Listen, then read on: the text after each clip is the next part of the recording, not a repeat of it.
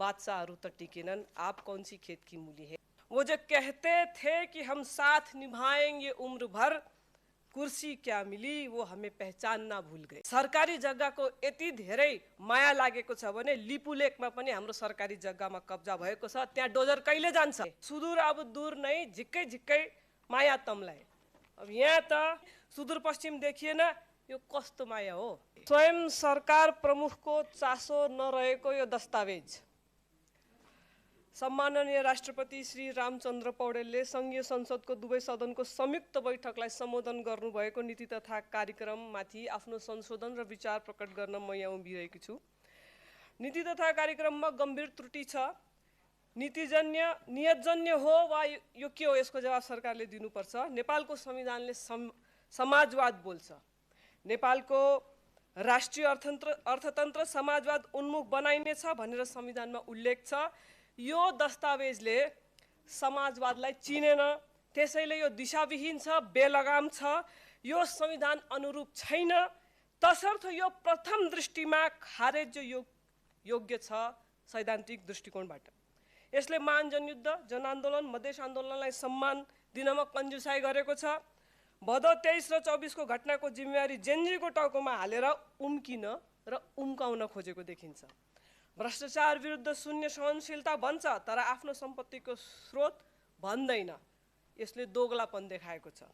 संविधान संशोधनको बहस पत्रबारे आफ्नो धारणा सार्वजनिक किन नगरेको होला सरकारले। 5 नम्बरमा बचतकर्ताको रकम फिर्ताको कुरा गर्छ तर अपचलन गर्ने र ठगी गर्नेलाई कारबाहीको दायरामा ल्याउने नीति किन लेखेको छैन। चुनावी सभाको क्रममा सम्माननीय प्रधानमन्त्री सुदूरपश्चिम जानुभयो। त्यहाँ उहाँले एउटा कुरा भन्नुभयो जो निकै भाइरल भयो, चर्चित भयो। उहाँले के भन्नुभयो भने सुदूर अब दूर नै झिक्कै झिक्कै माया तम्लाए। अब यहाँ त सुदूरपश्चिम देखिँदैन, न सुदूरपश्चिमका जनता देखिन्छन्। झिक्कै झिक्कै माया त परै जाओस्, रत्तीभर माया पनि भेटिएको छैन यो कार्यक्रममा। अस्तिको 100 बुन्दामा पनि सुदूरपश्चिम देखिएन, यो कस्तो माया हो। सुदूरपश्चिमका मानव विकाससँग सम्बन्धित कैयौं विशिष्ट समस्या छन्। शिक्षा, स्वास्थ्य, रोजगार र समुदायको पहिचानसँग जोडिएका कार्यक्रमहरू आउनु पर्थे, ती आएनन्। सुदूर अब दूर नै भन्नुहुन्थ्यो, सम्माननीय प्रधानमन्त्रीले त सुदूरलाई महादूर बनाइदिनु भयो, अति दूर बनाइदिनु भयो। हामी अब के भन्छौँ भने सम्माननीय प्रधानमन्त्रीजीलाई सुदूरपश्चिमको जनताको तर्फबाट, वो जो कहते थे कि हम साथ निभाएंगे उम्र भर, कुर्सी क्या मिली वो हमें पहचानना भूल गए। 65 नम्बरको बुन्दामा ठुलो आयोजना समयमा सम्पन्न गर्ने कुरा लेखेको छ। कुन ठुला आयोजना, कतिवटा ठुला आयोजना, यो अमूर्त छ, यसलाई सच्याउनु पर्यो। राष्ट्रिय गौरवको आयोजनाको बारेमा कुनै उल्लेख किन छैन। 91 नम्बरको बुन्दामा ट्रेड युनियन खारेजको कुरा लेख्नु भएको छ। त्यसपछि अस्ति विद्यार्थी सङ्गठन खारेजीको कुरा पनि गर्नुभएको थियो। विगतमा पनि शासकहरूले सङ्गठित हुन नदिने गरी, विचार राख्न नदिने गरी काम गरेका थिए। तिनको के भयो, सरकारले हिस्ट्रीको अध्ययन गर्नु पर्यो। म यहाँ यति भन्न चाहन्छु यो बुन्दाको सन्दर्भमा, मलाई बोल्न दे सरकार, मलाई सङ्गठित हुन दे सरकार, मलाई विचार व्यक्त गर्न दे सरकार, किनकि यो जनताको संवैधानिक हक हो।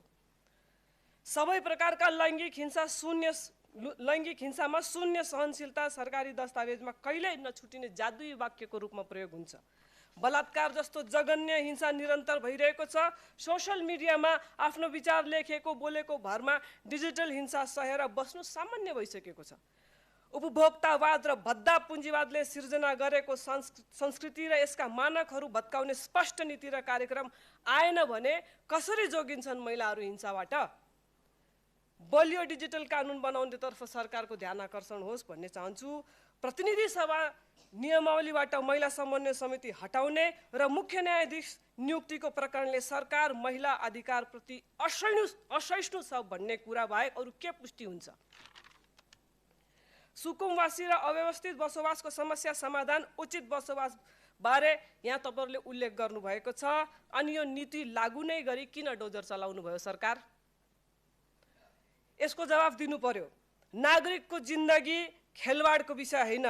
सरकारी जग्गाको यति धेरै माया लागेको छ भने लिपुलेकमा पनि हाम्रो सरकारी जग्गामा कब्जा भएको छ, त्यहाँ डोजर कहिले जान्छ। महँगी नियन्त्रण र राहतको कुराबारे यहाँ कुनै उल्लेख छैन। पुरानाहरूकै कुरा रिब्रान्डिङ गरेर ल्याउन खोज्नुभयो, तर नक्कल गर्ने ढङ्ग पुगेन।